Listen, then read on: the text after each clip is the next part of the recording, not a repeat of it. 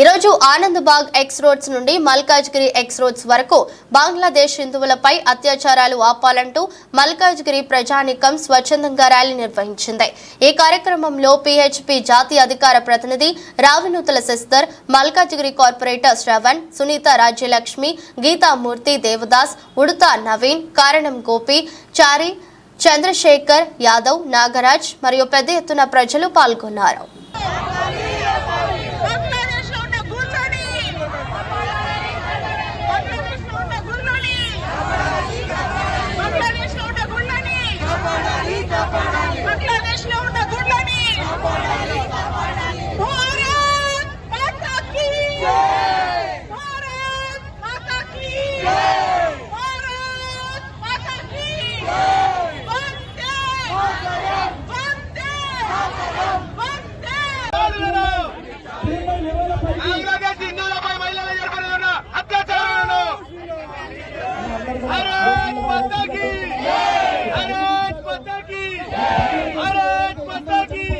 అందరికీ నమస్తే।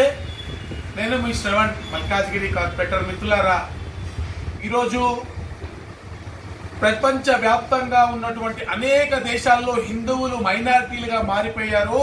హిందువుల పైన అకృత్యాలు అమానుషం జరుగుతూ ఉంది, అత్యాచారాలు జరుగుతూ ఉన్నాయి, దోపిడీలు జరుగుతూ ఉన్నాయి, హిందువుల ఇల్లు లూటీ చేస్తూ ఉన్నారు। ముఖ్యంగా బంగ్లాదేశ్లో రిజర్వేషన్స్ పేరుతోటి స్టార్ట్ అయినటువంటి ఒక ఉద్యమం భారతదేశ వ్యతిరేక శక్తి ఉద్యమంగా మారింది।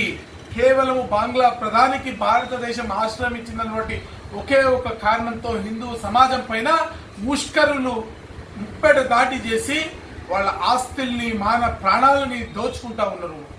ఈ రోజున మల్కాజ్గిరిలోని భారతీయులందరూ కూడా కుల మతాలకు, ప్రాంతాలకు, పార్టీలకు అతీతంగా బంగ్లాదేశ్ లో ఉన్నటువంటి హిందువులకు రక్షణ కల్పించాలని డిమాండ్ చేస్తూ ఎవరెవరైతే నోళ్లు మూసుకున్నారో, మరి మైనారిటీలు, భారతదేశంలో ఉన్నటువంటి మైనారిటీల పైన గీత పడితే చాలు ఇష్టం వచ్చినట్టుగా మాట్లాడే సెలబ్రిటీలు, అనేక పార్టీలు ఈ రోజున మరి బంగ్లాదేశ్ లో ఉన్నటువంటి హిందువుల పైన అత్యాచారం జరుగుతుంటే ఎందుకు నోరు మెదపట్లేదని అడుగుతా ఉన్నాము।